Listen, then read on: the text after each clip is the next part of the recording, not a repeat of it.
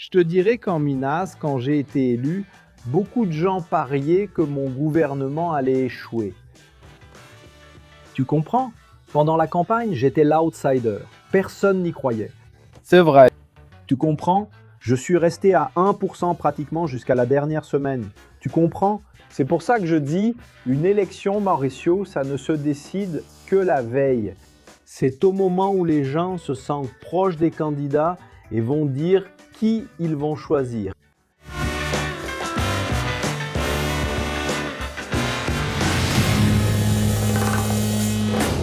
Mesdames et messieurs, nous sommes ici à ce moment de préélection. Je peux dire que c'est un pré-candidat, pas encore un candidat. J'ignore comment se passent les luttes, mais c'est plus une spéculation. Candidat. Nous avons ici Renan Santos.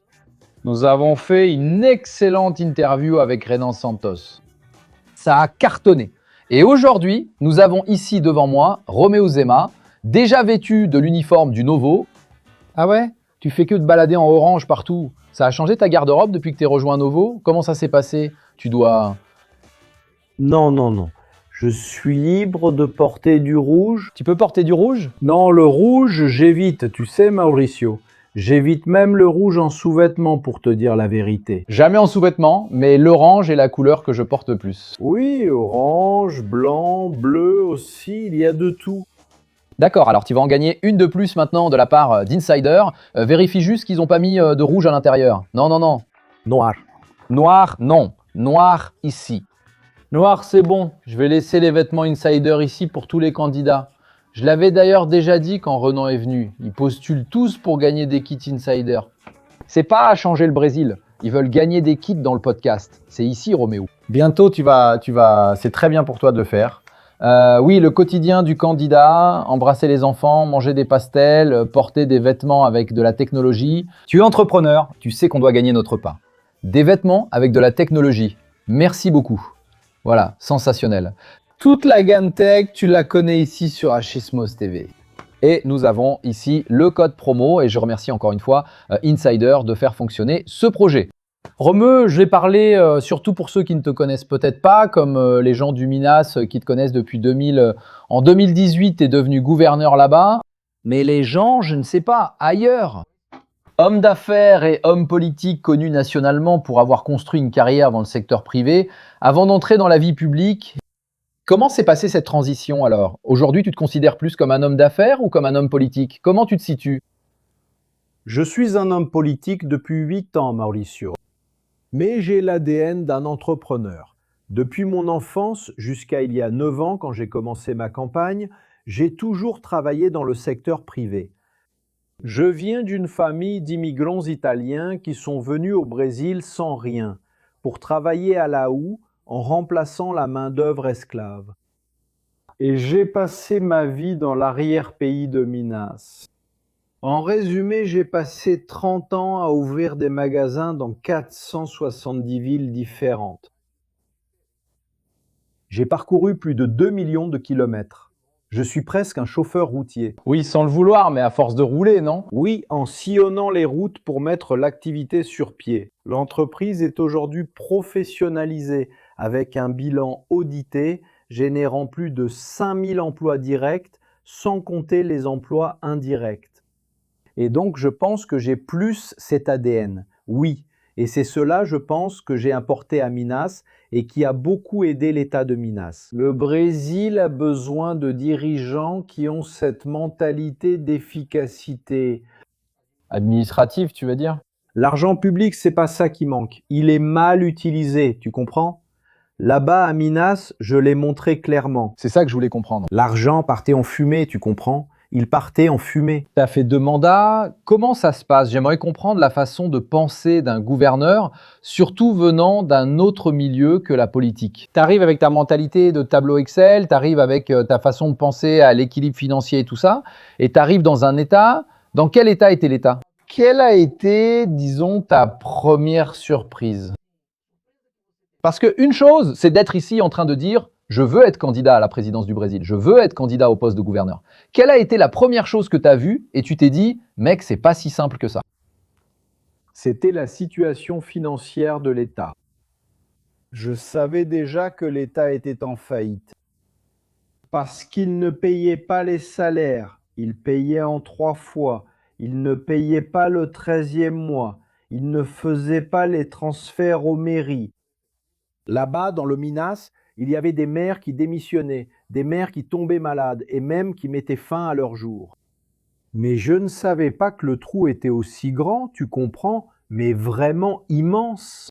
Dès que j'ai gagné l'élection, il y a eu un président du tribunal de justice qui m'a appelé, il m'a tendu une feuille de papier et il m'a dit « Tu as une idée de la taille de la bombe que tu es en train de gérer ?» C'est là que j'ai compris, parce que le PT qui a ruiné le Minas a tout gardé plus ou moins caché, sans rien montrer. D'ailleurs, en 2018, je n'ai même pas eu cette phase de transition où l'on a accès aux données.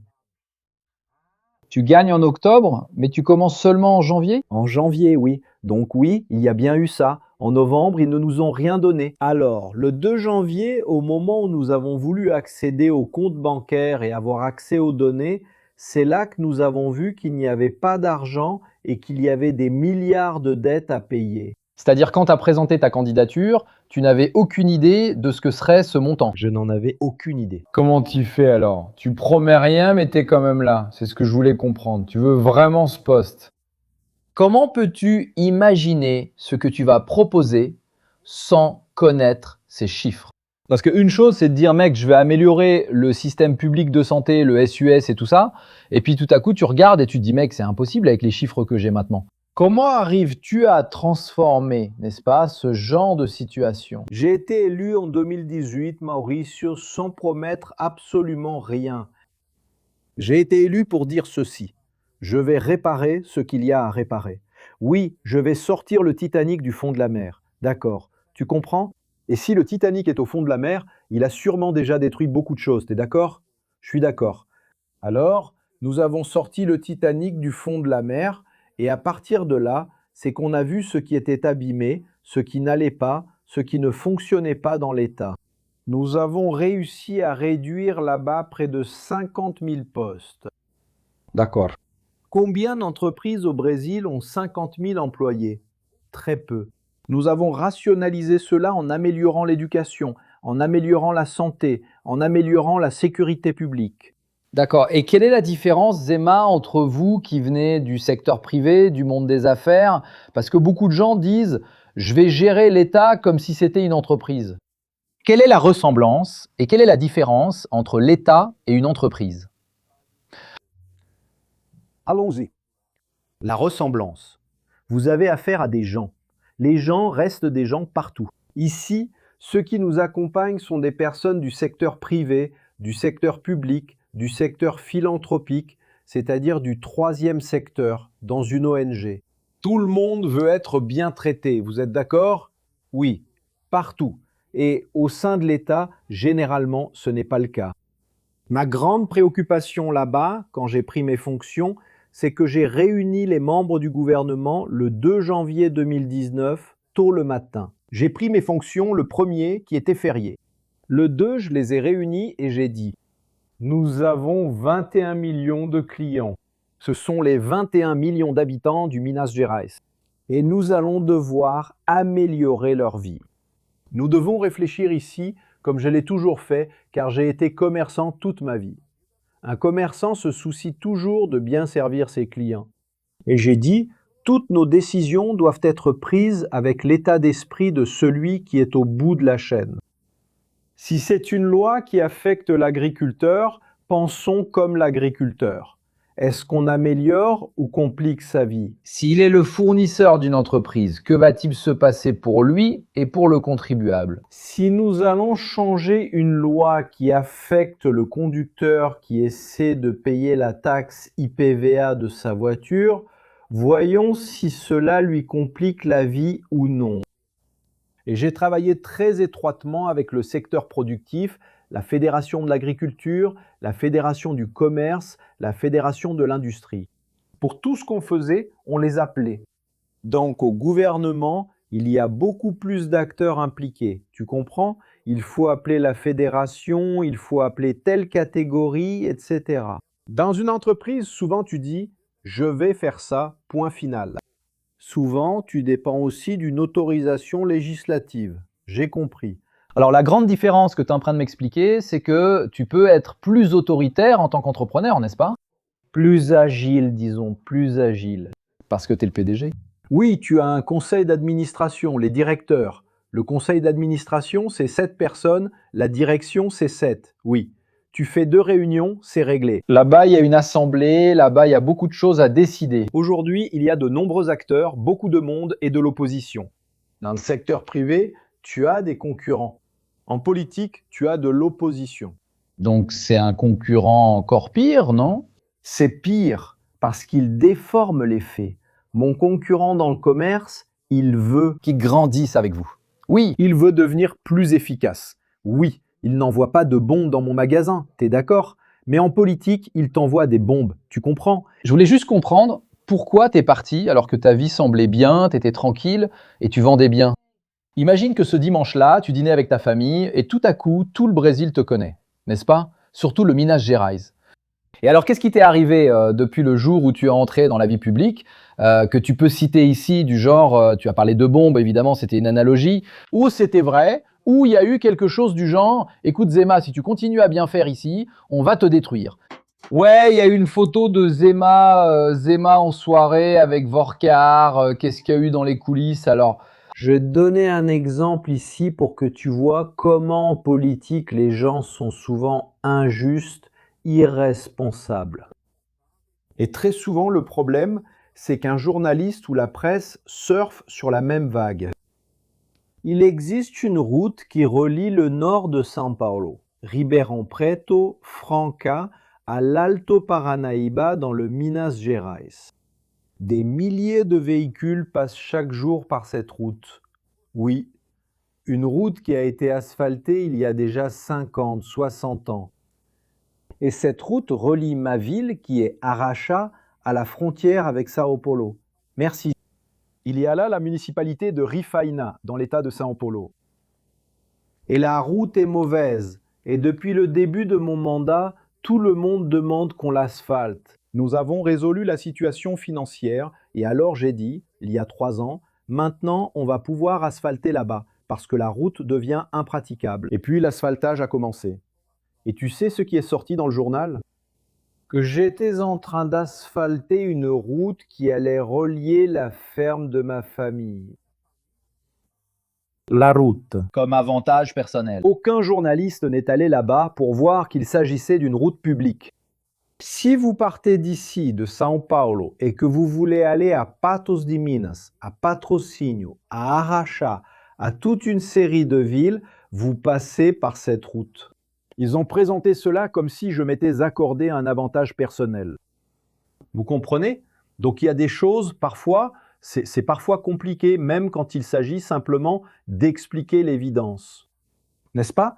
Donc c'est un des exemples. Alors, et toi, par exemple, tu es entré dans cette vie publique, j'imagine que tu dois avoir ta famille, et quelqu'un a déjà dû te dire, Romeu, est-ce que tu as vraiment besoin de faire ça? Tu veux maintenant te présenter à la présidence et pourrais bientôt devenir président de la République. C'est-à-dire, le problème de la polémique autour de la route existera avec n'importe quoi que tu décides de faire. Qu'est-ce qui te passe par la tête à ce sujet? Tu te trouves plus courageux après avoir pris la tête du gouvernement de l'État? Tu as bien géré ça? Est-ce qu'il y a eu un moment où tu t'es dit, mec, c'est tellement pénible, je veux plus continuer, je vais retourner à mes magasins et tout ça? Bon, prenons le cas de ma famille.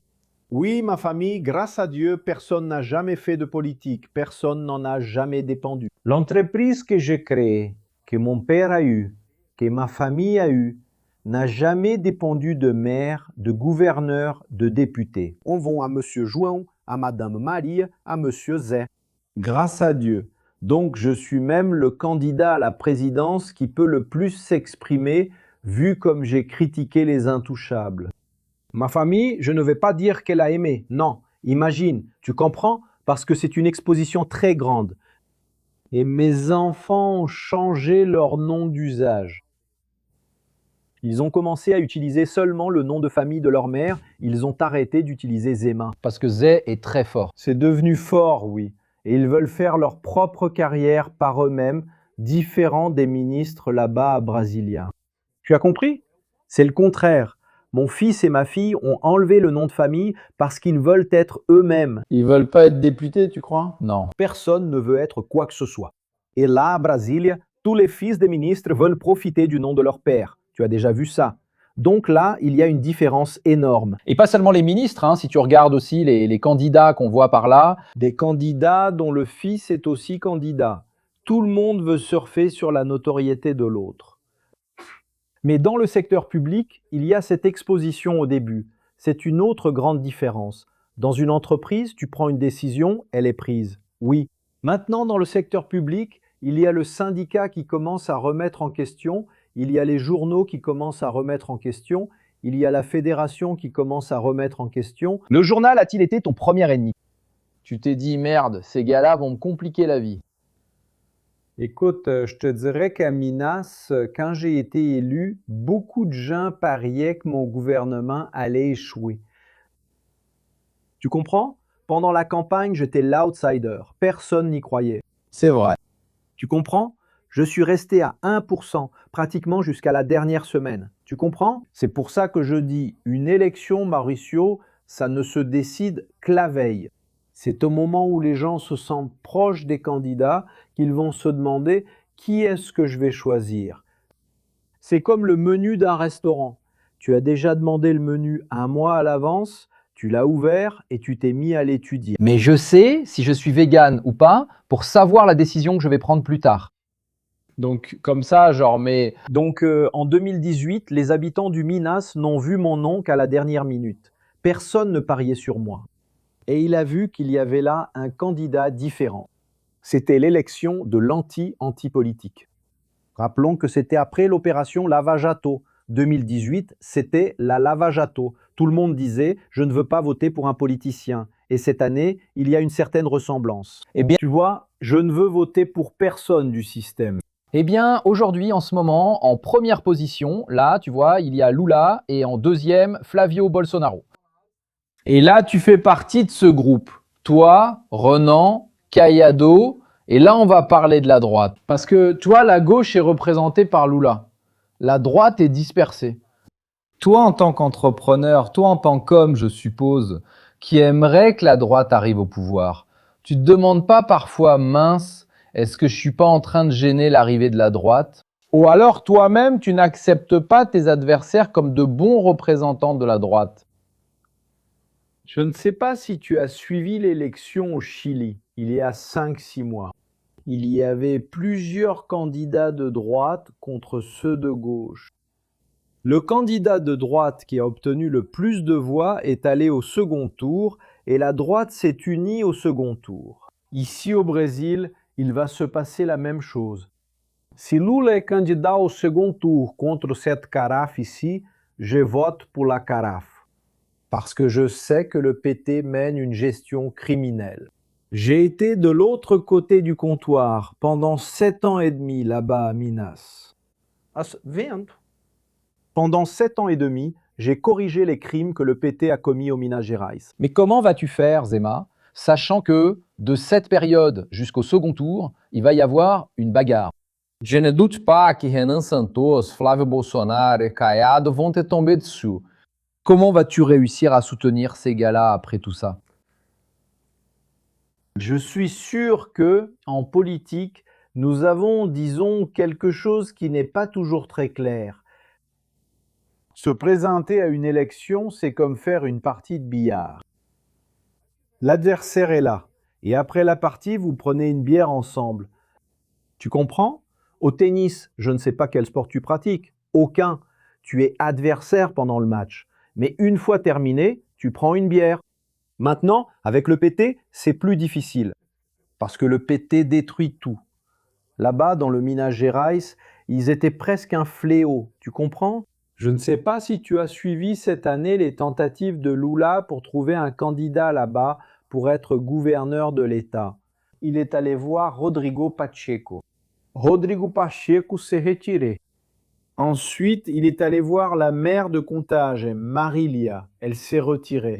Alors, il a embarqué de force le député Patrus et a dit « tu vas être le candidat. Être candidat du PT là-bas dans le Minas, après leur gestion désastreuse, c'est comme si quelqu'un était choisi pour être le fusible. Tu comprends? Il est dans la ligne de mire. Il va être critiqué sans arrêt. Parce que ce qu'ils ont fait là-bas dans le Minas a vraiment détruit l'État. Alors, la droite, elle n'est pas désunie. Je peux même dire qu'elle a montré plus de compétences en ayant de bons candidats. Et s'il y en avait plus, ça compterait encore plus. Analyse ça avec moi. Si Lula avait quelqu'un d'autre à gauche avec lui, tu es d'accord que ça apporterait plus de voix à la gauche? Il y a des gens qui sont de gauche et qui n'aiment pas Lula? Oui, ces personnes voteraient pour cet autre candidat de gauche. Ça s'ajouterait. Et là-bas, nous savons, avec son départ à la retraite, et cela ne va pas tarder, qui va le remplacer? Qui sera le prochain Lula? Une situation très différente de celle de la droite, qui a là quelques gouverneurs bien évalués et de nouveaux noms qui vont donner une continuité à nos projets et plans. Bon, pour revenir à la gestion publique, n'est-ce pas, qui a été une nouveauté dans votre vie, vous y êtes depuis 8 ans. Y a-t-il une conviction politique que vous aviez et que lorsque vous avez accédé à l'exécutif, vous avez complètement abandonné? Y a-t-il un changement à ce niveau pendant cette période? Il y a eu des surprises. Je vais t'en citer quelques-unes. J'ai été très agréablement surpris par la qualité, par la compétence de nombreux cadres du secteur public. Eh bien, Tu comprends? Oui, je pensais qu'il y en avait, mais que c'était plutôt une exception. Mais il y en a beaucoup plus. tu comprends? Et moi aussi, j'ai été extrêmement surpris. Je pense que ça a pris le chemin inverse. Avec la quantité de choses qui vont mal et qui continuent d'aller mal parce que les lois ont été mal faites. Du genre des personnes incompétentes qui ont un rendement médiocre et qui vont continuer là parce qu'il est pratiquement impossible de les licencier. À cause des lois par. À cause des lois, nous avons besoin d'une réforme administrative au Brésil, qui est d'ailleurs l'un des sujets que je porte en tant que candidat, réaliser une réforme administrative.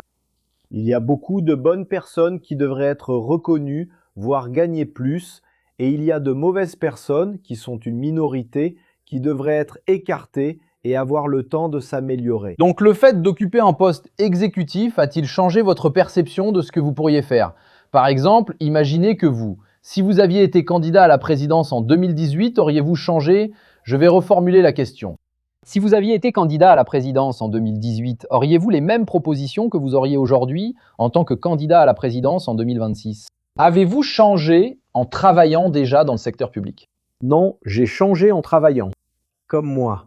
Donc j'ai été candidat en 2018 sans avoir aucune expérience dans le secteur public. Tu comprends? Si quelqu'un là-bas avait déjà été député, avait déjà eu une carrière, il connaîtrait déjà. Et j'ai aussi été très surpris dans le secteur public de voir à quel point il se préoccupe parfois beaucoup plus de l'emballage que du contenu. D'accord. Tu comprends? Dans le discours, oui. Dans le privé, tu te préoccupes du contenu, n'est-ce pas? Tu veux des résultats. Oui, je vais te les donner ici, maintenant. S'il est dans une boîte en carton et que le cadeau est bon, tu es satisfait. J'ai compris. Dans le secteur public, tu as du papier cellophane, tu as des rubans. Généralement, quand le produit est mauvais, tu en as besoin. Oui, tu comprends? Je comprends. Alors, il y a beaucoup de pertes de temps, d'efforts à continuer à faire cette communication dont les Brésiliens ont déjà assez. Et ça coûte cher? Tout le monde en a marre de la politique, tu comprends? Oui, je suis d'accord. Ça aussi, c'est vraiment une autre déception pour moi. Le nombre d'inaugurations, de prises de fonction auxquelles j'ai dû assister, d'événements A, B, C, alors que j'avais des choses à faire au travail. Non, mais tu es gouverneur de l'État et le protocole exige que le gouverneur soit présent. Et tu perds du temps que tu pourrais utiliser pour régler autre chose, juste pour servir de vitrine, c'est ça? Il y a eu une prise de fonction que, grâce à Dieu, j'ai ratée. Je ne vais pas dire où c'était, dans une institution. Qui était mon représentant, il est resté assis pendant 4 heures à écouter des discours. Discours ennuyeux, inutile, qui ne sert à rien. Imagine, il y a la flûte, il y a le moment de la fille qui joue la musique folklorique. Mais moi, je veux. C'est ennuyeux. Je détesterais être gouverneur. Mais je veux aussi mentionner quelque chose ici. À mon avis, il devrait y avoir une loi. Je suis allé à la prise de fonction d'un ministre au tribunal supérieur du travail. C'était le jour même. À Brasília. Je suis allé là-bas, à Brasília. Tout a duré 30 minutes. Entre mon arrivée, mon départ et sa prise de fonction, 30 minutes se sont écoulées. Il devrait exister une loi. La prise de fonction dans le secteur public doit durer 30 minutes. Parce que vous avez déjà pensé à ça? Les gens restent là toute la matinée au lieu de travailler. Et ce n'est pas 20 personnes, non, c'est 500. J'imagine. Parce qu'il est du secteur. Tout le monde sur son portable. Au lieu d'écouter, puisqu'il n'y a rien à entendre, ce ne sont que des balivernes. Oui, c'est parce que le gouverneur arrive. S'il vient, on doit faire venir le folklore. Qui veut le folklore de la ville? Amène-le ici. Là, tu dois regarder le folklore de tous. T'en as marre, tu veux partir, t'es sur ton portable, ils disent « Zema raconte n'importe quoi ». Et ça reste ainsi. Tu perds du temps que tu pourrais utiliser pour être utile là-bas. C'est ça. Donc il y a beaucoup de rituels. Je pense que certains rituels sont nécessaires. Ils font partie de la tradition. Ils doivent être respectés. Mais il y a beaucoup d'exagération. Tu restes là pendant 4 heures. On pourrait faire une version TikTok, on t'envoie une vidéo, tu la regardes, tu likes et c'est fini. Ici, on joue de la flûte dans le Minas Gerais, sympa. Y a-t-il quelque chose que tu as essayé de faire et que tu n'as pas réussi à accomplir, dont tu es déçu, Zema? Du genre, bon, j'ai essayé de faire un truc ici, mais ça marche pas parce que y a la mafia d'ici, de là-bas, le gars de je ne sais quoi, des ordures. Parce que je crois que, comme tu parles de l'État, il y a beaucoup d'intérêt. Et ta volonté ne va pas prévaloir parce qu'il y a beaucoup de gens avant toi là-bas. Qu'as-tu ressenti à ce sujet? Tu vois, je dis que quand on parle de ce qu'on a fait ou pas fait, il y a 2 angles là-dedans. Quand je me compare aux gouverneurs qui m'ont précédé, mon gouvernement a merveilleusement bien fonctionné. Je dis comme ça, eux ils ont fait 50, moi j'ai fait 500. Sauf que moi je rêvais d'en faire 2000, d'accord? Donc pour moi ça a été frustrant si je compare avec mon idéal. D'accord. Mais si je compare avec ce qui se passait avant, c'était exceptionnel. J'ai posé une question personnelle. Selon vous, quel a été votre plus grand échec comme gouverneur? Avoir mis en place plus de types d'écoles dans le Minas Gerais. Parce qu'aujourd'hui, le Brésil, vous le savez, a un enseignement de mauvaise qualité. D'ailleurs, en disant mauvais, je suis optimiste. L'enseignement au Brésil est épouvantable. Si on regarde un classement, nous sommes parmi les derniers, sur plus d'une centaine de pays. Nous sommes parmi les plus mal classés. Et dans l'enseignement au Brésil, il y a un pacte pour la médiocrité. Tu dois savoir que ceux qui travaillent dans le secteur privé sont payés à la production. Oui, le vendeur qui vend plus gagne plus. Le médecin qui opère plus gagne plus. Méritocratie. Le chef de chantier qui construit plus vite gagne aussi plus qu'un autre qui est lent. Dans l'éducation, il y a le pacte de la médiocrité. Une enseignante excellente, exceptionnelle et une très bonne école vont gagner exactement la même chose que d'autres qui ne le sont pas. J'ai essayé de changer cela et je n'y suis pas arrivé. Et c'est là que réside le problème de l'éducation au Brésil, parce que vous devez payer la même chose pour ceux qui réussissent très bien, pour ceux qui réussissent moyennement et pour ceux qui échouent. Quand vous faites cela, vous êtes en train de dire « vous nivelez-le », vous nivelez par le bas. Celui qui fait des efforts se demande « pourquoi est-ce que je vais autant m'efforcer ici ?» Un tel là-bas qui ne fait que s'absenter, demander des arrêts maladie et ne suit aucune formation, gagne la même chose que moi. Et donc il manque cette valorisation de ceux qui sont bons, ceux qui n'arrivent pas aujourd'hui. Vous comprenez? Et c'est très frustrant. Vous devez tolérer des personnes qui sont aux performances très inégales, gagnant la même chose. Vous pensez que gouverner le Brésil va rencontrer le même problème ou vous pensez que ce sont des problèmes différents de ceux de l'État de Minas? L'État de Minas est l'un des plus grands États du Brésil, mais le Brésil, bon, je crois que c'est 10 fois plus, non? Vous avez parlé de 20 millions, n'est-ce pas? C'est exactement 10 fois plus. 10 fois plus que l'État de Minas. Le Brésil compte 210 millions d'habitants. Le Minas Gerais en compte 21 millions. Donc c'est exactement ça. Alors c'est 10 fois plus de travail, 10 fois plus de préoccupations. Et je te demande, est-ce que ce sont les mêmes problèmes? Tu penses que les problèmes de Minas et du Brésil sont les mêmes? Quels sont les points communs qui te font te dire ça a marché à Minas, ça marcherait au Brésil, mais pour le Brésil, je dois faire autrement? Il y a beaucoup de similitudes, les problèmes du Brésil. Mais avant ça, je veux te dire que le plus grand saut, je l'ai déjà fait. D'accord, j'étais président d'une entreprise qui avait 5000 employés et je suis allé gouverner un État qui en a 300 000. Tu comprends? Oui. Donc, une machine bien plus grande que celle à laquelle j'étais habitué. Et maintenant, je vais devenir président de l'Union brésilienne qui, je ne sais pas, compte 1 million, 2 millions de fonctionnaires. Donc, proportionnellement, le saut est maintenant plus petit. Mais nous avons de très grandes similitudes. J'ai 3 axes d'action en tant que président. Choc éthique et moral, j'ai fait cela là-bas à Minas. Choc contre le gaspillage, le déficit public, j'ai fait cela là-bas à Minas.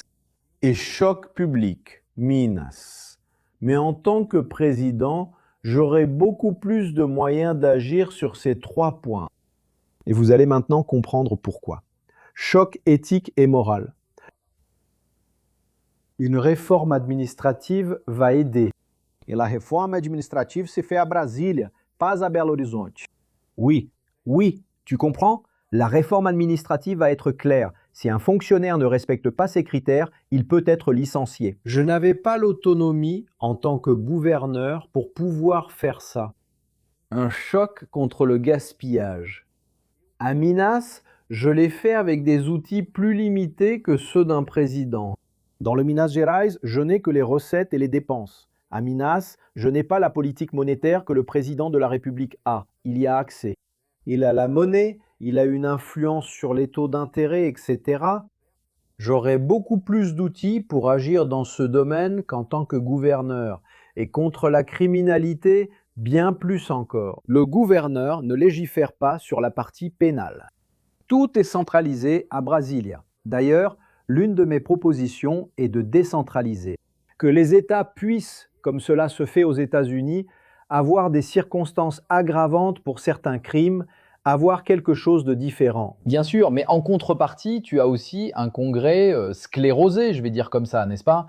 Parce que le Congrès, probablement, je ne sais pas quel sera le taux de réélection, n'est-ce pas, des parlementaires qui sont là, mais je crois qu'une bonne partie y est déjà depuis très longtemps, n'est-ce pas? Et tu finis par être le nouvel élément dans un endroit où tout est déjà très bien établi. Comment penses-tu que tu vas réussir à percer cette bulle? Dans le Minas Gerais, j'ai travaillé avec une assemblée qui comptait 77 députés de l'Assemblée de l'État. Et dans mon parti, il n'y en avait que 3. Oui, donc je n'y ai jamais eu de majorité de soutien. Aujourd'hui, aucun parti n'a cette majorité de soutien pour pouvoir gouverner. Même pas le PMDB, le MDB dans ce cas? Non, aucun n'en a. Oui, tous en ont. Parfois, il y en a bien plus que 3. Mais prenons le cas là-bas dans le Minas Gerais. Parfois, c'est 10, c'est 12. C'est toujours le cas. Mais c'est pas la majorité, n'est-ce pas? Ce n'est jamais la majorité. Mais moi, d'abord, j'ai toujours été contre le donnant-donnant. Tu sais ce que c'est le donnant-donnant? Tu files un poste au gouvernement, tu obtiens je ne sais quoi en échange. Tu donnes des amendements de plusieurs millions et alors la personne vote en ta faveur. J'ai toujours été contre. Là-bas, au Minas Gerais, nous avons créé une relation de confiance avec le législatif. Une relation fondée sur la gestion, sur l'administration. Et je vais t'expliquer ici. Les parlementaires, les députés, qu'ils soient d'État ou fédéraux, ils ont les amendements parlementaires, qui sont cet argent qu'ils dépensent où ils veulent. Très souvent, ces parlementaires envoient ces ressources à des ONG de nature douteuse qui parfois engagent là-bas les services de quelqu'un. Et c'est de là que viennent les fameuses rétrocommissions, les prélèvements sur salaire, etc. Que nous connaissons. Malheureusement, cela arrive. Dans les conseils municipaux, dans les assemblées des États et à la Chambre fédérale. Ce fléau est en train de s'emparer du Brésil et il faut mettre en place un contrôle qui n'a pas encore été instauré, mais qui est nécessaire. Mais là-bas, au Minas Gerais, où nous avons pris en charge un État en faillite, sans argent, nous avons dû faire preuve de plus de créativité. La nécessité, parfois, est la mère de la créativité. Tu es d'accord ? Je suis d'accord, bien sûr, évidemment. Le Japon est devenu ce qu'il est après avoir été dévasté par la guerre et avoir... Absolument. La Chine elle-même, exactement. Qu'est-ce qu'on a fait là-bas dans le Minas Gerais? D'abord, on a fait un super catalogue, un truc de cette taille ici, avec des milliers d'ouvrages dont l'État avait besoin. À ce niveau-là, l'État du Minas Gerais est déjà bien organisé et on l'a rendu encore plus organisé. Nous avons 3600 écoles, donc 2000 avaient besoin de rénovation. Alors j'ai mis dans ce catalogue les 2000 écoles qui avaient besoin de rénovation, ainsi que la valeur de chacune.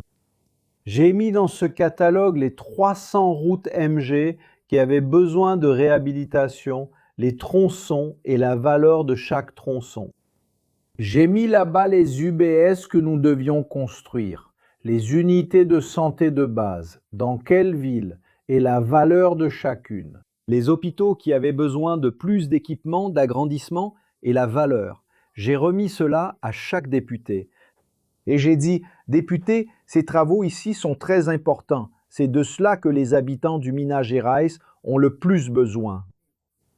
Tu peux même penser à faire autre chose. Mais ici, il y a les écoles qui s'effondrent. Ici, il y a les routes qui sont pleines de trous. Voici les villes où les gens n'ont pas un bon accès aux soins de santé et que nous devons prioriser. Et pour que vous nous aidiez et que vous vous y intéressiez, si vous soutenez l'un de ces projets ici, pour chaque réal que vous investissez dans vos amendements, nous, le gouvernement de l'État, allons en mettre 2. Donc, si nous allions construire là-bas une unité de santé de base qui coûterait 3 millions, le député n'en mettait qu'un et nous en mettions 2. Et j'ai même pris l'engagement d'y aller avec lui dans cette ville pour annoncer des travaux ou alors inaugurer l'ouvrage. Au autre. D'ailleurs, j'ai été le gouverneur du Minas Gerais qui a le plus parcouru l'État. Je suis allé dans 430 villes différentes. Comment va ton mariage, Zema?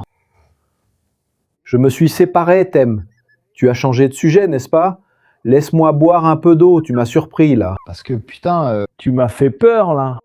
Et côté famille, Zema, comment ça marche? Tu t'es séparé, je le sais, mais alors comment ça se passe? Je dois remercier Dieu parce que j'ai 2 enfants qui ne me donnent que de la joie et du bonheur. Mais t'as pas ce truc-là, parce que tu travailles beaucoup, t'es dans une phase où t'es ici aujourd'hui dans mon podcast. Dans peu de temps, tu sauras. J'ai fermé ma maison à Belo Horizonte au début du mois d'août. Nous sommes en août maintenant, n'est-ce pas? Oui. Oui, début août, j'ai fermé ma maison là-bas.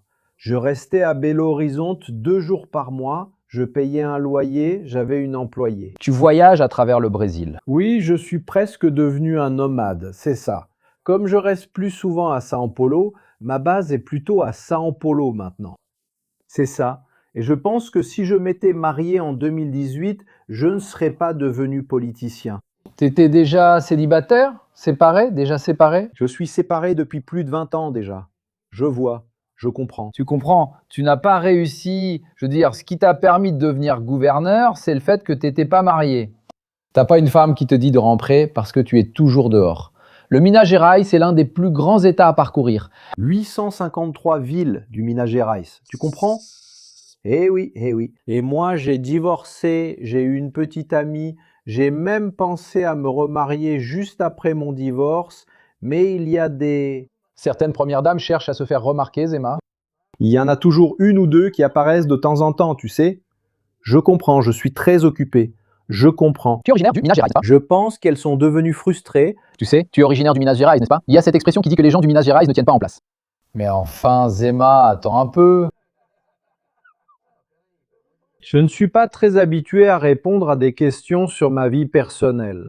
Privé, c'est pour ça que t'es là dans l'émission, mec. Ouais, pas vraiment, tu veux te remettre avec Natu, Zaneri et Sadi là-bas? Elle est ici. C'est mieux ici. Oui, allons-y, la conversation est plus informelle. Parce que ici, le but de l'émission, d'ailleurs, tous les candidats sont invités, mais certains ne veulent pas venir, je vais le préciser, c'est une vraie démocratie. Je peux dire qui ne veut pas venir jusqu'à présent? Dis-le. Papa Lula. Le petit Lula a fait le L et ne veut pas venir. Il refuse de venir. Et Papa Bolsonaro, Papa Bolsonaro n'a même pas répondu. C'est ça? Le petit Lula a répondu, au moins. Lula n'a pas refusé? Il n'a pas refusé. Pourquoi? Il n'a pas accepté. Il n'a pas accepté, mais il n'a pas non plus refusé. C'est le fameux « on en reparle lundi ». Oui, c'est ça. On en reparlera plus tard. On dit cela car j'aimerais beaucoup que Lula soit ici, comme tout candidat. L'objectif est de mieux comprendre le fonctionnement de l'esprit. Je ne veux attaquer personne, y compris Lula ou Flavio Bolsonaro. Je veux d'ailleurs te poser une question. Très bien. On voit clairement que tu es opposé à Lula. Mais je dois poser cette question parce qu'il est... grand homme politique, non? Que tu l'apprécies ou pas, il en est déjà à son 3e mandat et vise un 4e comme président. Il a donc une longue histoire au Brésil. Qu'est-ce que tu retiens comme plus grande réussite du gouvernement Lula? Qu'est-ce qui t'a vraiment intéressé? Même à l'époque où tu étais entrepreneur, alors que ton activité se développait, as-tu vu une action du gouvernement Lula qui t'a bénéficié?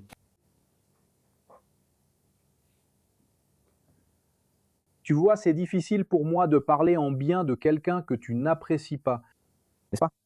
Mais on est en démocratie. On l'est. Je pense que la gauche dans son ensemble, elle a un avantage, c'est qu'elle rend ce paquet dont je viens de te parler encore plus joli.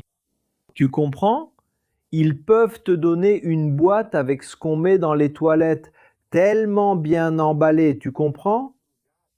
Oui, que tu penses que tu ramènes un cadeau à la maison.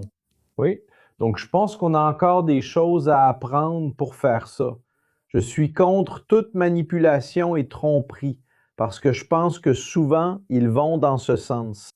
Mais parfois, ils font tout un spectacle avec une chose si petite.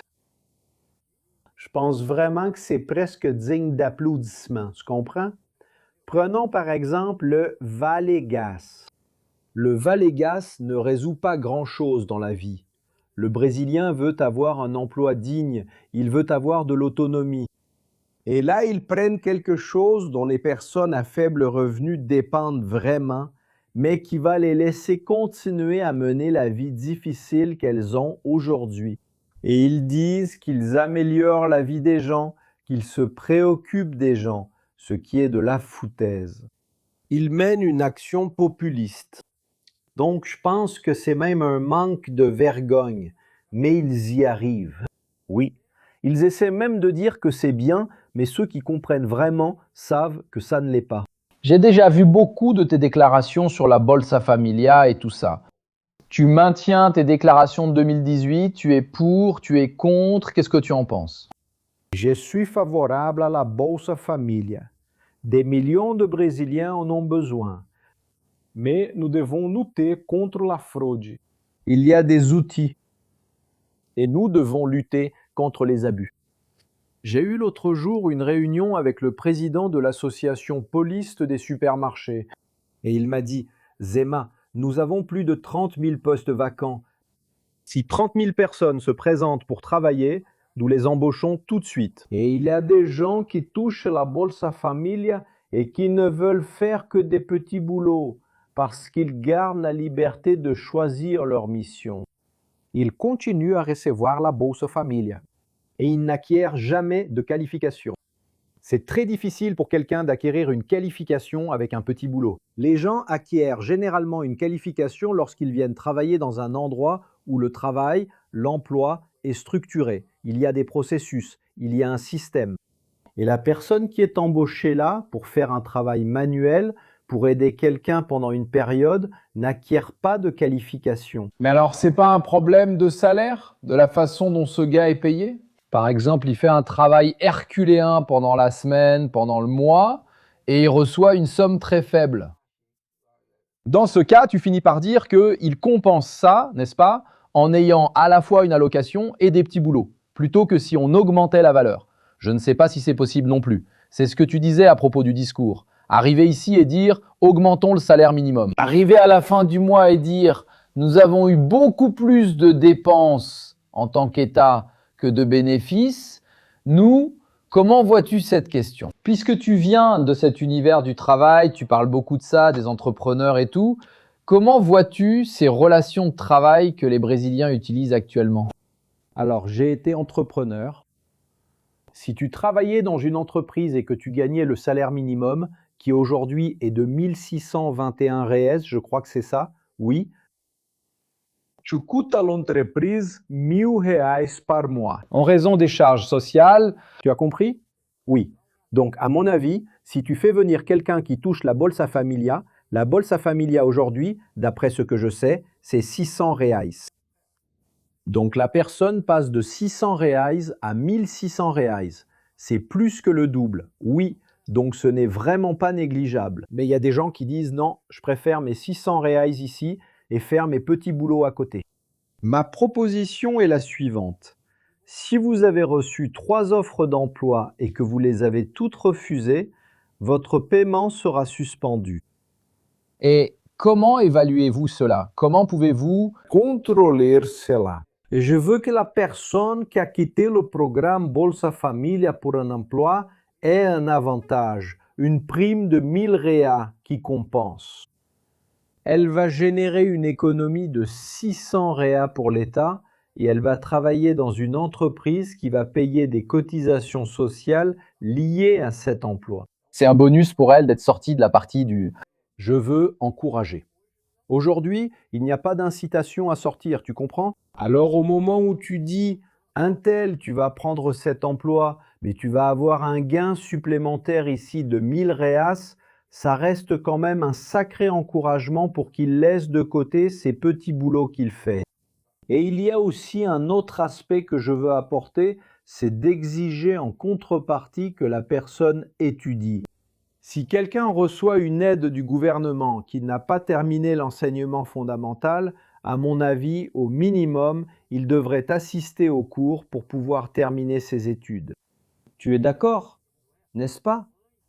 Une mère qui reçoit une aide pour elle et pour ses enfants doit prouver que ses enfants vont à l'école, ce qui est juste. Elle doit prouver que ses enfants sont vaccinés, ce qui est juste. Donc, il faut avoir ces contreparties. Dans tous les pays du monde, il y en a. Ici au Brésil, on paye et on dit « fais ce que tu veux », ici il n'y a pas de contrepartie. Donc c'est très mauvais. On commence à créer une génération de personnes que j'appelle les grands dadés, qui ne se préoccupent pas d'étudier, de travailler et de se qualifier. Et cela se transmet déjà de père en fils. Je comprends. C'est comme si on te donnait ce début, n'est-ce pas, un soutien financier pour que tu puisses t'établir. Mais en contrepartie, il faut aussi que tu progresses dans d'autres domaines, que tu aies la possibilité de subvenir à tes besoins, n'est-ce pas? C'est ça. Je veux que la personne se développe au fil du temps. Même si elle reçoit la Bolsa Familia, qu'elle s'améliore en termes d'instruction sur tous les plans. Zé, à ta naissance, on te voyait comment? Comme un gars de classe moyenne inférieure? Riche, classe moyenne supérieure, tu te définirais comment? Écoute, je suis né dans une famille qui vivait dans une maison de 40 mètres carrés et mon père gagnait l'équivalent du salaire minimum à l'époque où je suis né. D'accord, tu comprends? Mon père est devenu orphelin à l'âge de 14 ans. Et il a hérité d'une entreprise en faillite. Devenu orphelin, l'entreprise n'était pas en faillite, mais des problèmes familiaux sont survenus ensuite. Et quand il a repris, alors je n'ai jamais manqué de rien, j'ai toujours eu de la nourriture, des vêtements à porter, mais je vivais dans une maison extrêmement modeste. Oui. Mais grâce à Dieu, mon père a toujours été très travailleur. Mon père est le genre de personne qui a toujours travaillé du 1er janvier au 31 décembre, du 1er janvier au 31 décembre. Samedi, dimanche, jour férié. Je me souviens très bien, quand j'étais enfant, il avait peut-être le seul magasin de pièces automobiles de la ville. Alors au milieu de la nuit, à 4 heures du matin, 3 heures du matin, la sonnette de la maison retentissait. C'était un camionneur, c'était un fermier. « Oh, j'ai besoin de tel roulement. » Oh, j'ai besoin de tel tuyau, j'ai besoin de telle courroie, et il se levait et allait vendre. Tu comprends? La vie de mon père, c'était de travailler. Et je m'inspire beaucoup de ça. Parce que j'ai vu, j'ai vécu et j'ai grandi avec une personne qui travaillait le samedi, le dimanche, les jours fériés. Je pense que même ça a dû un peu nuire à mon mariage. Parce que pour moi, c'était normal. Tu comprends? Je te demande ça car on voit que tu es accro au travail, tu aimes ça. D'ailleurs, tu es vraiment à fond sur le fait de bosser comme candidat. Tu fais tout ce que tu peux parce que tu es du genre à entreprendre les choses. Sauf qu'on parle du Brésil, qui a une réalité différente. Il y a des gens qui pensent, par exemple, que les relations humaines sont parfois plus importantes que l'argent. Tu vois? Certains placent la famille, le mariage, les enfants au-dessus de tout. On arrive donc à ce débat sur les rythmes de travail, tu vois? Du 6-1, du 5-2, du 7-0, tu vois? Chacun va apporter sa version. Donc, comment t'évalues ça? Parce que t'es un gars du monde de l'entreprise. T'es quelqu'un qui sait ce qui a marché pour toi. J'imagine que t'aimerais qu'on applique ça d'une autre manière. On est dans un pays où d'autres personnes ont d'autres intérêts, en dehors de progresser dans l'entreprise ou de progresser au travail. Comment évalues-tu ce changement que nous traversons en ce moment? Mauricio, il faut que ce soit très clair ici que je suis quelqu'un, même si je travaille beaucoup, que je me donne à fond, que je suis discipliné, je n'ai jamais eu cette position de tu dois être comme moi. D'accord, tu comprends? Je respecte les individualités. Mes enfants sont... Ma fille s'est tournée vers une voie artistique. T'as compris? Du cinéma, etc. D'être derrière la caméra. Oui, je veux qu'ils soient heureux. Et je veux que les gens soient heureux. Chacun est différent. Et je pense que c'est là que réside la beauté de la vie. Tu es d'accord? Il faut respecter les différences. Et il y a des gens qui travaillent plus que moi. Je me considère même plutôt normal. Parce qu'à l'époque, quand j'étais bien plus jeune, j'étais un peu plus extrémiste. Tu sais, aujourd'hui, je suis plus tranquille. Le temps nous apprend beaucoup. Mais ce que je veux, c'est que les Brésiliens aient les mêmes privilèges que d'autres peuples.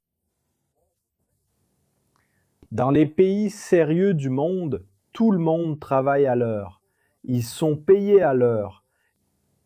Ici au Brésil aujourd'hui, s'il y a quelqu'un qui travaille du lundi au vendredi, 44 heures, comme la loi l'exige, et il dit « je ne gagne pas assez, je suis jeune, j'ai de l'énergie, je vais chercher un travail pour moi, travailler soit le samedi, soit le dimanche pour avoir un revenu supplémentaire. » Il ne pourra y arriver que s'il travaille de manière informelle. Oui, la CLT aujourd'hui ne vous permet pas d'embaucher quelqu'un pour travailler le samedi de 8 heures du matin à 6 heures du soir ou le dimanche. Aujourd'hui, il y a une incitation à l'informalité avec la CLT telle qu'elle existe aujourd'hui. Mais la gauche vénère la CLT.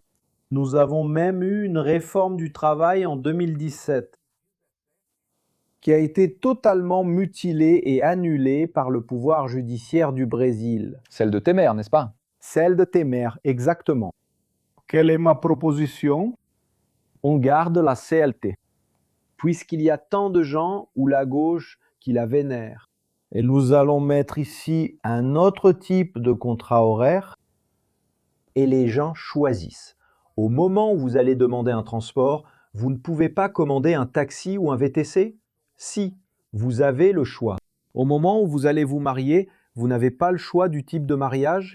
Oui. Séparation totale? Séparation partielle? Communauté totale des biens? Il n'y a pas? Oui.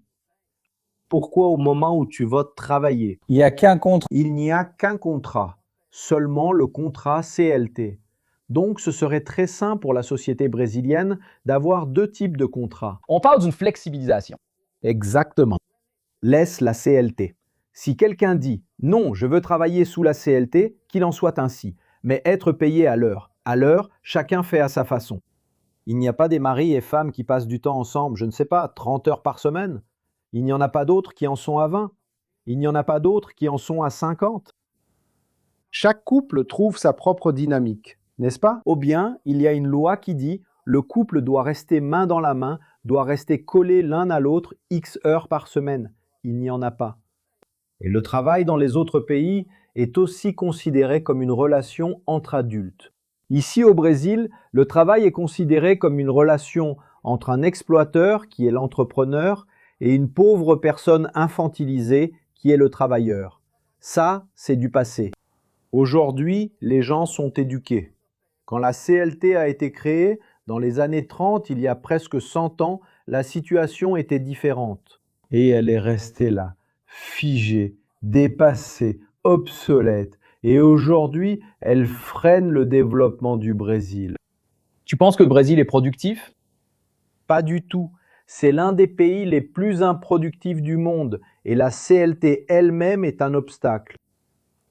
Tu vas quelque part à l'étranger, en Europe, en Amérique du Nord, tu entres dans un kiosque qui sert du café, qui sert je ne sais quoi d'autre, il y a des employés qui font de tout. Ici au Brésil, si tu as un employé polyvalent, tu risques d'avoir de gros problèmes avec le droit du travail. Parce que selon la CLT, si quelqu'un a été embauché comme caissier, il n'a pratiquement pas le droit de prendre la boisson, le snack et de te les donner. Tu comprends? Parce qu'il a été embauché comme caissier. Pour prendre le snack et la boisson, il faut être serveur. Tu comprends? À l'étranger, il ne s'en soucie pas du tout. Ici au Brésil, on reste à la pompe à essence. Ici au Brésil, le conducteur de voiture est un imbécile qui ne peut pas faire le plein lui-même. Dans les autres pays développés, tout le monde fait le plein de sa voiture, oui, et il paie moins cher pour ça. Notre essence ici est plus explosive, elle est plus nocive, elle fait plus de mal que les autres. Et c'est pareil. Non, tu comprends? C'est pour ça que ça n'avance pas. Mais voici ma question. Ce que tu dis a du sens, mais j'ai l'impression que chaque fois qu'un homme politique apporte, tu vois, ces changements, ces nouveautés, ce sont toujours de bonnes idées, n'est-ce pas? Le jour de l'application, tout prend du temps, comme s'il y avait un système derrière. Pourquoi la plupart, au lieu de lutter, finissent-ils par s'adapter aux problèmes? C'est là qu'est le problème de la polarisation au Brésil.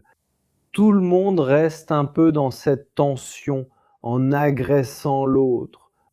On dirait même que c'est pour détourner l'attention des vrais problèmes que nous avons. J'en suis déjà certain. Tu es d'accord, n'est-ce pas? Il y a le groupe de droite, le groupe de gauche, et ça n'arrête pas de dire « tu es ceci, tu es cela, toi, les toilettes trans », qui est le grand problème du Brésil. Voilà, tu te dis merde, non? Nous avons des choses bien plus importantes à régler. Et il faut se rappeler que nous avons aujourd'hui des présidents des chambres législatives totalement lâches. Je ne sais pas si tu le sais, mais au Sénat, il y a plus de 80 procédures de destitution contre des juges de la Cour suprême. Oui. Et le président de la Chambre les met de côté. C'est celui qui enterre les dossiers. Tu veux changer le mode de nomination des juges, c'est bien ça? Oui, je veux changer. Comment ça se passerait? Parce qu'aujourd'hui, c'est par nomination. Comment ça fonctionnerait? Alors, tu trouves ça normal, tu trouves ça juste que le président de la République nomme son propre avocat comme juge à la Cour suprême? L'avocat de son parti? Il ne manquait plus qu'il nomme sa belle-mère. Il ne manquait plus qu'il nomme son oncle. N'est-ce pas? Mais comment changer cela, ce qui existe depuis des siècles? Non, mais tout peut être perfectionné. En tant que gouverneur du Minas Gerais, je recevais là-bas une liste de 3 noms pour nommer des juges à la Cour de justice de l'État. Pourquoi le président ne reçoit-il pas une liste de 3 noms? Des noms remarquables leur seraient proposés, des noms qui ont été sélectionnés par le Sénat, l'OAB, la Cour supérieure de justice, le ministère public fédéral. Tu comprends? Oui. Et je nommerai comme juge à la Cour suprême quelqu'un qui aurait déjà plus de 60 ans. Ce serait la règle. Le pape n'est-il pas juste une personne âgée? As-tu déjà vu un pape de 30 ans? Je comprends. Il y a une règle, comme pour le président. Tu dois avoir au moins 35 ans et il y a des conditions. Je comprends. Et donc, il faut qu'on améliore la gouvernance au Brésil. Je vais te donner un exemple auquel Lula s'est opposé. L'indépendance de la Banque centrale. C'est fondamental. Dans tous les pays sérieux du monde, la Banque centrale est indépendante. Il voulait mettre fin à cela. C'est un progrès que nous avons obtenu il y a environ 7 ans. La Banque centrale, c'est comme le régulateur de la monnaie. Et c'est l'agence qui empêche la monnaie de se déprécier. Et lui, il voulait intervenir. Oui, comme si l'État contrôlait cela. Comme si l'État contrôlait cela. Donc, c'est très mauvais d'avoir un président qui passe son temps à tout défaire, comme le pouvoir judiciaire a défait la réforme du travail. Une autre chose que Lula a faite, il a même réussi pendant 90 jours, tu vas t'en souvenir, il y a eu une période où il a réussi à placer un tas de personnes non qualifiées dans les entreprises publiques. Il a obtenu là-bas une autorisation provisoire de la Cour suprême, mais elle est restée en vigueur pendant 90 jours, et pendant ces 90 jours, il y a 3 ans, il a mis un tas de déchets dans les entreprises publiques. Le Brésil avait obtenu que seules des personnes qualifiées et au casier vierge intègrent les entreprises publiques. Il y a pourtant mis des incapables partout. Zemo, à ce stade, je pense que la Cour suprême est vraiment le grand nom du moment. C'est elle qui dirige réellement le pays, n'est-ce pas? Si c'est le président de la République ou les juges de la Cour suprême. Est-ce que tu accepterais une loi ou une décision que tu considères injuste de la part de la Cour suprême? Comment ça fonctionne? D'un côté, tu veux changer les choses, de l'autre, la Cour suprême refuse en disant « non, ce n'est pas ainsi ». Je réfléchis à un exercice de projection. Parce que j'ai déjà vu que tu as eu, même récemment, quelqu'un qui a parlé de ton accent. Quelque chose comme ça, non? Je crois que oui. Oui, on en a parlé. Tu comprends même ce que je dis ici ou pas? Oui, un accent merveilleux. L'accent, c'est cool. L'accent, c'est cool. Il ne comprend pas. Il a dit que l'accent du Minas Gerais, c'est très agréable. Non, mais il s'exprime bien, hein, sans problème. Hein. Mais bon, j'imagine que si tu deviens président, tu vas avoir ces problèmes avec un groupe qui a plus de pouvoir que toi, ou qui n'a pas plus de pouvoir que toi. Voilà. Je vais avoir un problème, il faut que ce soit très très clair ici, avec ceux qui utilisent le secteur public pour s'enrichir. Parce que je trouve que c'est le comble dans un pays pauvre comme le Brésil, où il y a des gens qui n'arrivent même pas à gagner assez pour se nourrir correctement. Et nous voyons qu'au sein de la Cour suprême, il y a beaucoup de juges qui, au lieu d'exercer leur fonction de juge, semblent exercer davantage une fonction d'entrepreneur ou d'investisseur. D'accord. Tu connais quelqu'un dont la femme a déjà obtenu un contrat de 129 millions à cause du poste qu'il occupe? Moi, je ne connais pas. Moi aussi, j'en connais. Je ne connais qu'un cas qui est là à la Cour suprême. Je n'en parlerai pas, mais j'en connais. Oui. Moi, il y a 8 ans, j'ai déménagé à Belo Horizonte, qui est l'endroit où le banquier bandit Vorcaro est né, a grandi, a étudié, s'est marié, a eu un enfant, vit, etc., etc. Je ne l'ai jamais rencontré. Avec les juges de la Cour suprême, on lui déroulait le tapis rouge. Je n'ai jamais voyagé dans son jet privé. Les ministres de la Cour suprême ont voyagé dans le jet privé du banquier bandit Vorcaro. Et comment ça marche, Zé? Comment fais-tu pour ne pas être corrompu?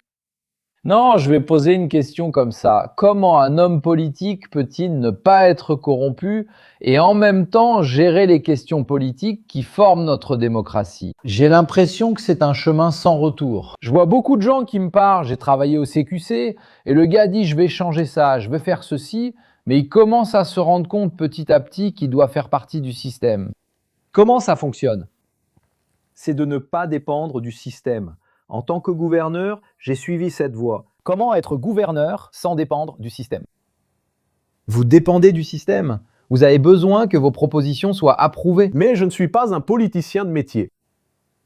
J'y suis même allé comme bénévole. Jusqu'à aujourd'hui, je n'ai jamais rien reçu. Tout ce que j'ai reçu, je l'ai transmis aux jeunes. Ma situation est réglée, très bien réglée. L'entreprise est là, elle fonctionne, elle est professionnalisée. Je suis actionnaire. Donc, je reçois des dividendes de l'entreprise, tu comprends? Et elle est toujours là malgré une période difficile Le commerce de détail n'est pas très facile, mais ça fonctionne et ça ne dépend pas de moi. Je dis même que plus difficile que d'être un bon gestionnaire, c'est de partir et de laisser les choses fonctionner, tu comprends? Et l'entreprise fonctionne, j'en suis fier, bien plus de sa continuité que de l'avoir créée. Tu comprends? Oui, parce qu'avoir une entreprise qui disparaît avec toi, c'est très triste. Ça veut dire que tu n'as pas délégué, tu n'as pas enseigné, tu n'as pas laissé la chose, c'était ponctuel simplement, n'est-ce pas? Mais revenons à la question du système. Quand j'ai été élu, quand j'ai pris la tête de l'État, le 1er janvier 2019, c'est dans mon discours à l'Assemblée législative. Je suis ici pour combattre la corruption. Je suis ici pour enquêter sur tout ce qui ne va pas. Je suis ici pour que quiconque soit puni. Ce n'est pas parce qu'il est parent ou du parti A, B ou C qu'il ne le sera pas. Et je suis resté 7 ans et demi à la tête du gouvernement, sans scandale, sans corruption, sans magouille. Sans placer de proche. 300 000 fonctionnaires. Je n'ai placé aucun proche. Personne de ma famille ni de l'entreprise n'a fourni à l'État. Tu comprends? On peut faire les choses correctement. Mais il va sortir quelque chose sur toi d'ici les élections parce que ça chauffe. Une chose c'est Minas, une autre c'est Bolsonaro, Lula c'est le gouvernement et Zema est en train de monter. Maintenant il est à 5%, bientôt il sera à 30%, bientôt il sera à 30, 35%. On va avoir des nudes de Zema. Qu'est-ce qui va sortir? Parce que j'ai posé cette question à Renan. Renan a déjà annoncé qu'il va révéler des infos sur Flavio Bolsonaro. Chacun tente de nuire à l'autre, non? C'est ainsi que ça fonctionne dans les coulisses. Quelque chose va arriver. Conversation de Zema avec Vorcaro. Dis-nous déjà ce qui va t'embêter. Balance-le maintenant. Balance-le maintenant. Ils vont t'embêter avec quoi, Zema? D'après toi, qu'est-ce que tes ennemis, tes adversaires politiques vont te reprocher? Quand je suis allé au second tour, lors de l'élection de 2018, ils ont envoyé plusieurs détectives dans ma ville pour parler avec mon ex-petit ami, avec mon ex, c'est juré. Et ils n'ont rien trouvé. En tant que gouverneur, j'ai dirigé un gouvernement totalement transparent. Je ne sais pas si tu sais, là-bas à Minas, le gouverneur ne rendait des comptes qu'après 5 ans, après avoir quitté le poste. Les vols, les dépenses, j'ai rendu des comptes le mois suivant. Là-bas à Brasilia, ils gardent le secret pendant 100 ans. L'une des choses que je veux, c'est ça. Si on utilise des ressources Public, aucun secret ne devrait exister. Mais Lula a dit la même chose et a instauré le secret. et il a imposé un secret de 100 ans. Je ne sais pas si je fais confiance. José va-t-il devenir comme Lula? Oui, Lula avait dit qu'il allait de lever le secret. oui. Donc ce qui est déjà apparu à mon sujet, c'est ce que je suis en train de te dire là. Ils disent que j'ai construit une route, d'accord. Que j'ai asphalté une route privée, il suffit d'y aller et de vérifier. Tu comprends? Rife et Naracha pour voir si c'est privé. Nous avons une maison de campagne qui est complètement en dehors du tronçon. Mais pourquoi tant de choses que tu dis? Je suis beaucoup ton discours, je vois que beaucoup de choses que tu dis finissent par devenir polémiques. Tu penses que c'est de la méchanceté de la part des gens, de tes adversaires, ou tu peux dire comme ça, là j'ai fait une erreur mec. Par exemple, je vais donner un exemple d'une déclaration que tu as faite qui a créé la polémique. C'était cette déclaration sur les voitures abandonnées, où tu as dit que certains sans-abri, tu sais, ont une dépanneuse. Certains sans-abri pourraient être vus comme des voitures abandonnées si la dépanneuse vient les enlever. C'est juste un exemple. Je paraphrase ce que tu as dit. Bien. Donc ce que j'ai dit, c'est ceci. Il existe déjà une loi pour que si une voiture reste garée, abandonnée dans un endroit inapproprié, elle soit enlevée. Nous devons débattre d'une solution pour les sans-abri. Oui. Et s'il y a quelqu'un là dans une rue qui est dépendant à la drogue, qui n'a plus aucune notion de rien, et il y en a beaucoup comme ça, qui agressent les gens, qui salissent, c'est une menace pour la santé publique et pour lui-même. Si nous n'avons pas un moyen de retirer ces personnes qui ne dépendent pas d'eux, nous ne les retirerons jamais. Et les sans-abri au Brésil, vous et ceux qui nous accompagnent ici, savent qu'ils n'ont fait que se multiplier. Non, je suis d'accord, n'est-ce pas? Et nous allons faire semblant, comme nous le faisons déjà, que le problème n'existe pas? Mais tu crois que cette déclaration, quand tu parles, c'est ce que je veux savoir. Si Romeu, homme d'affaires, aujourd'hui dit « Mince, maintenant je dois parler autrement, sinon on va me tomber dessus ». L'avantage d'être un peu mesuré, c'est justement ça. Tu réfléchis avant de parler. Tu comprends, non? Moi, je ne change pas du tout. Et il faut qu'on le fasse. Et il y aura des moments où il faudra que les médecins aillent là-bas et emmènent ces personnes de force. Parce que ce sont des personnes qui, disons, sont schizophrènes. Je connais un schizophrène dont la famille m'a déjà parlé. Il vit comme un sans-abri. Il n'a pas de discernement. Il a refusé de continuer à prendre des médicaments et il vit dans la rue. Même pour la famille, ce serait un grand soulagement. Maintenant, il y a des gens qui semblent aimer les sans-abri. T'es d'accord? Parce que j'ai été tellement critiqué. Ces personnes qui aiment ça, je veux aussi faire une loi qui dit ceci. Que la personne qui apprécie les sans-abri puisse mettre une plaque sur la porte de sa maison ou de son établissement disant « Ici, nous accueillons les sans-abri ». Tu as compris? Parce que si tu veux que quelqu'un soit traité d'une certaine manière, commence par donner l'exemple. Tu comprends? Maintenant, j'ai déjà vu des femmes qui ont été agressées par des sans-abri. Elles arrivaient dans une maison qui n'était pas bien éclairée. J'ai déjà vu des sans-abri détruire des rues qui donnaient du travail, que les gens aimaient fréquenter et qui sont devenues une saleté, une insécurité totale. Et ça devient presque un mode de vie au Brésil. Ce sont des gens qui consomment des drogues, du crack, etc. Et ils perdent totalement le discernement. Et les autorités ferment les yeux. Ici au Brésil, nous avons appris à fermer les yeux sur 40 000 homicides par an. Quel est le pays du monde qui tue le plus depuis des décennies? Un pays appelé Brésil. Personne n'en parle.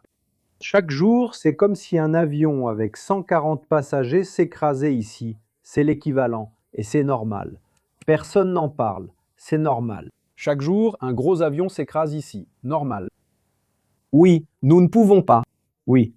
Là-bas, dans le Minas, je viens du monde réel. J'ai changé beaucoup de choses.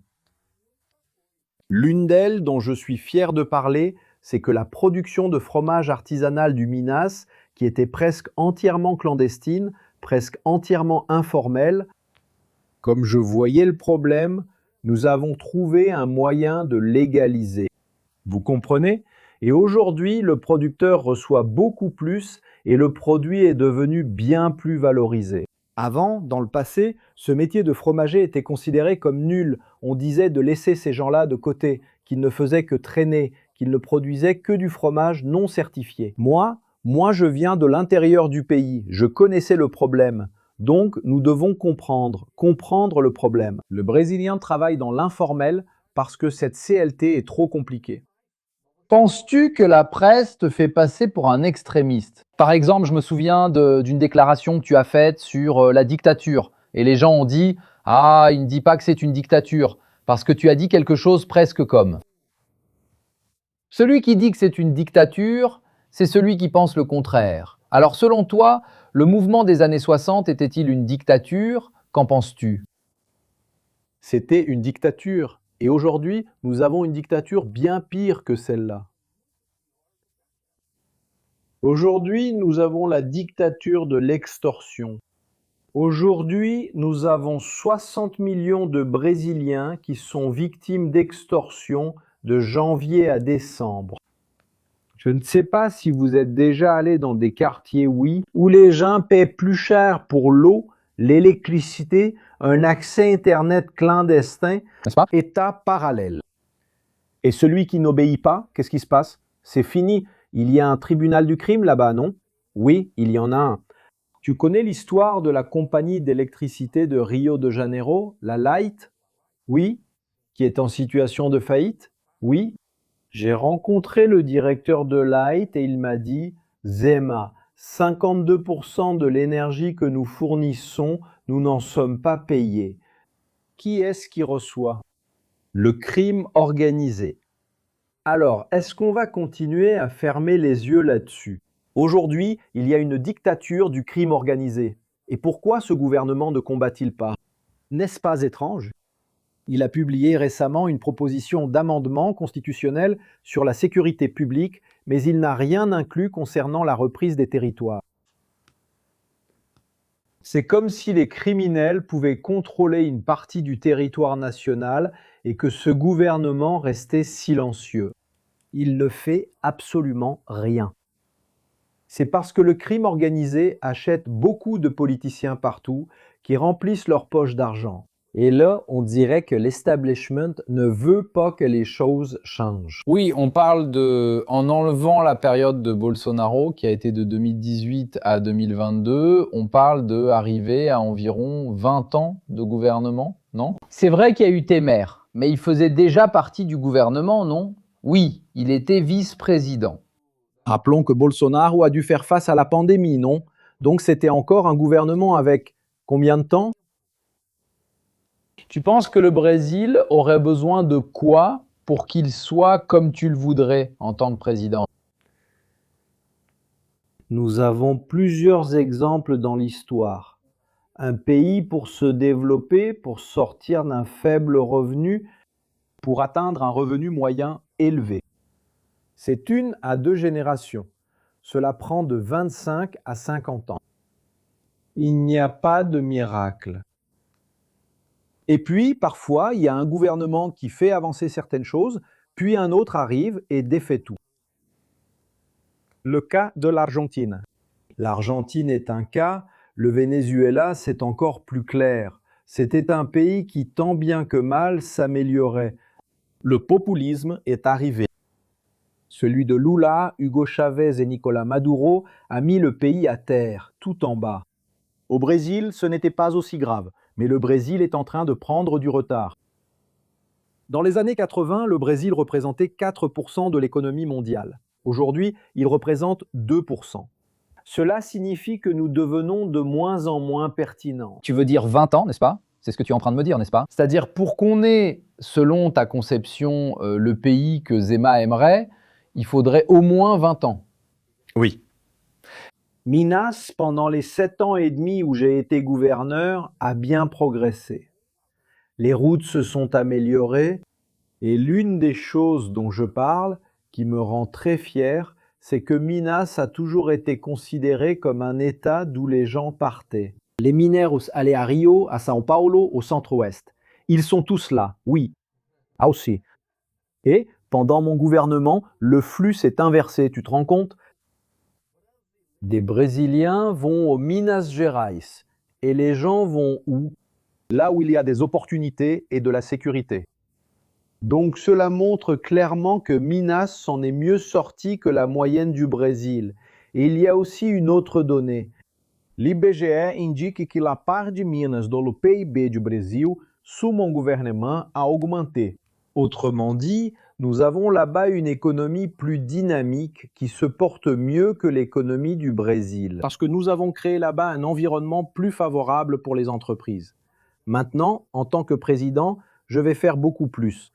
Vous savez quel est le principal ennemi des entreprises au Brésil aujourd'hui? L'impôt, le taux d'intérêt.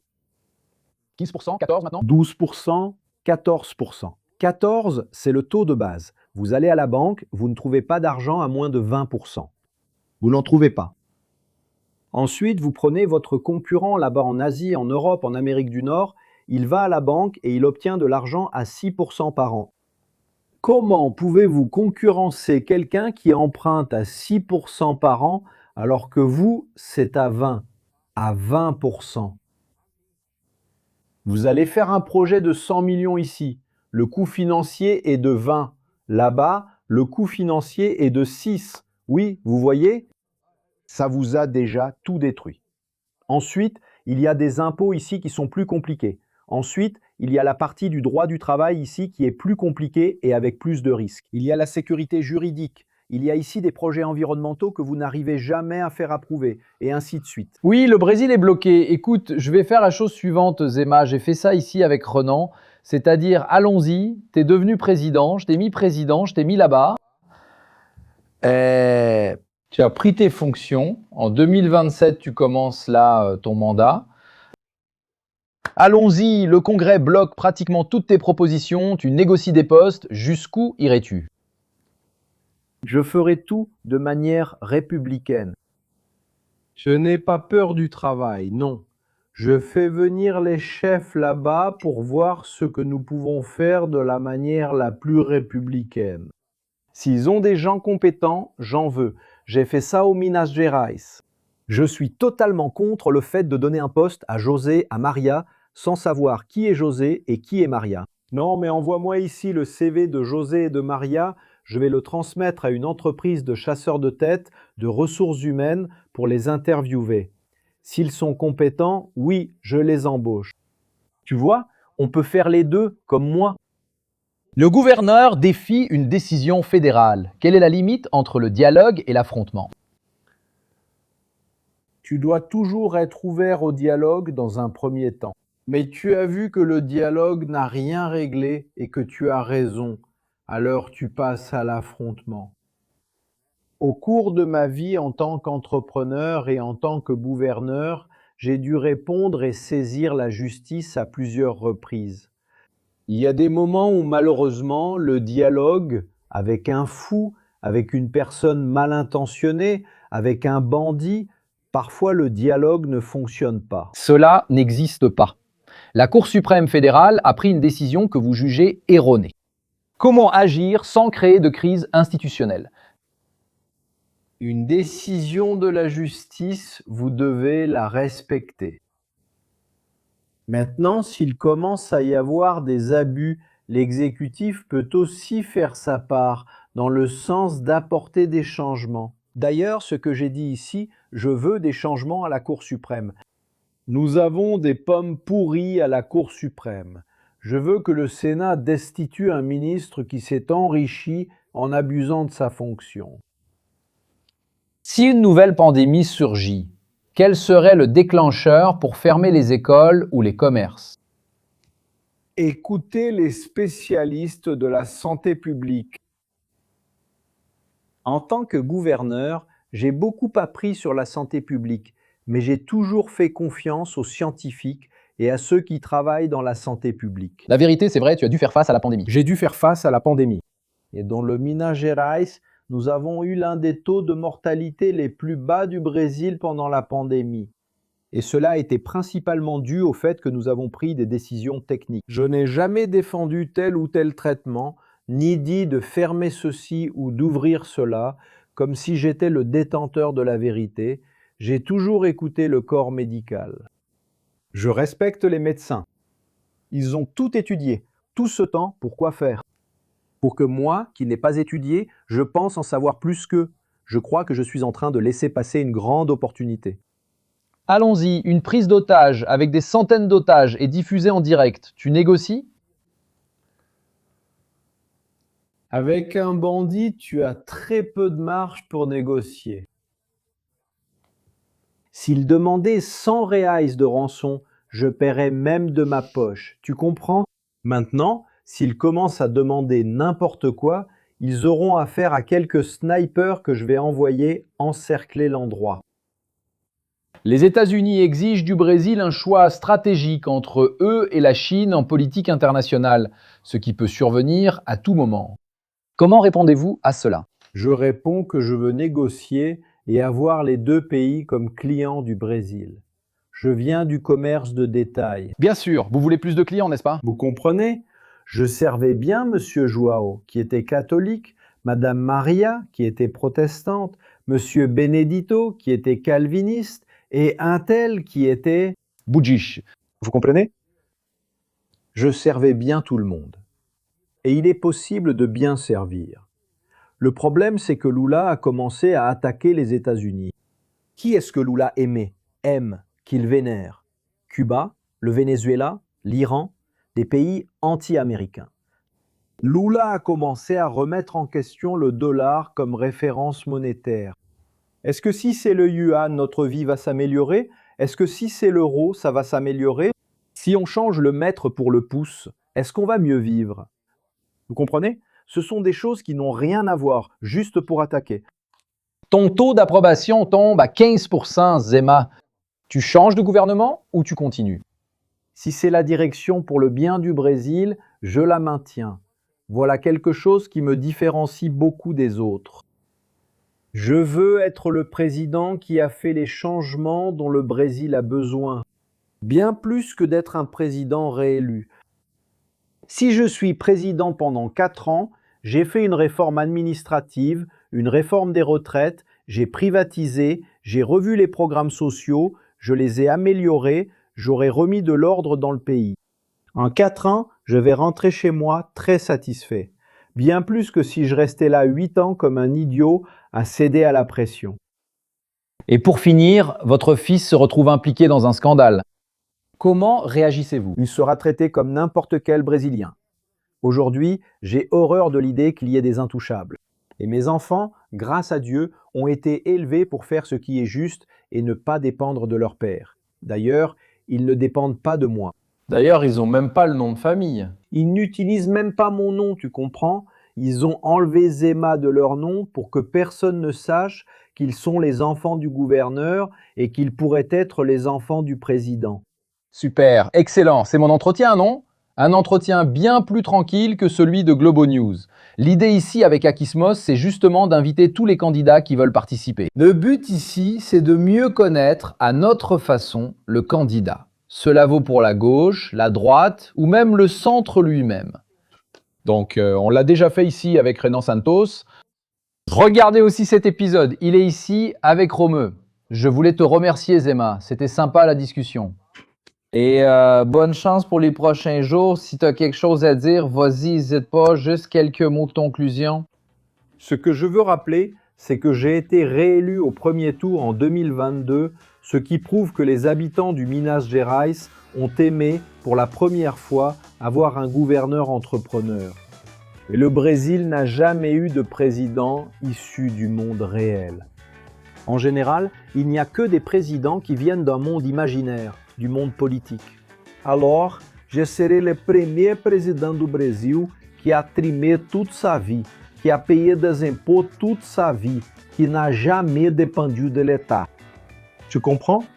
Qui a gouverné sans corruption. Et le Brésil n'est pas un pays raté. Le Brésil est en effet un pays volé. Quand on en aura fini avec cette honte, avec ce vol, nous cesserons d'être ce pays où les politiciens deviennent de plus en plus riches et où les gens, les Brésiliens, deviennent de plus en plus pauvres. Au Brasilia vit dans de plus en plus de luxe et le reste du Brésil dans la misère. Il est possible de faire ce changement. Et le 4 octobre, nous allons prendre cette grande décision. Si nous allons laisser le Brésil entre les mains des intouchables, qui se considèrent comme les propriétaires du Brésil, ou si nous allons mettre le Brésil entre les mains de gens honnêtes, ceux qui méritent vraiment un Brésil prospère et plus juste. Sensationnel. Laisse ton like et partage cette vidéo si tu as aimé le candidat à des personnes qui pourront mieux l'évaluer. D'accord? Je renouvelle l'invitation à tous les pré-candidats à la présidence. Ce dialogue serait intéressant. Ce sont d'autres publics que nous avons ici, n'est-ce pas? D'autres profils. Je pense que plus nous aurons ce débat, parce que moi personnellement je ne fais pas confiance à ceux qui ne s'exposent pas, le gars qui va pas au débat, le gars qui fuit la presse, qui fuit, n'est-ce pas, les questions, je trouve ça absurde, d'autant plus que tu es en train de définir ton vote en fonction de qui est cette personne qui va occuper cette place. Tu comprends? Merci les amis, merci encore une fois Emma, merci à tous. La semaine prochaine, on revient tous les lundis à 11 h du matin. Au revoir, au revoir.